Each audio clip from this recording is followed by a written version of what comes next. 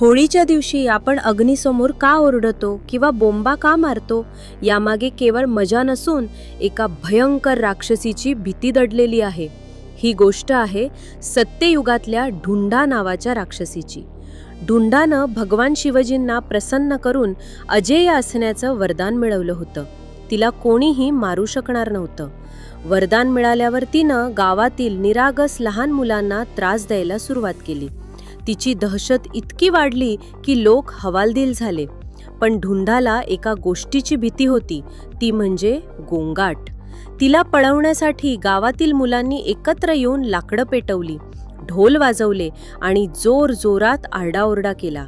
या आवाजाला आणि उष्णतेला घाबरून ढुंडा तिथून कायमची पळून गेली.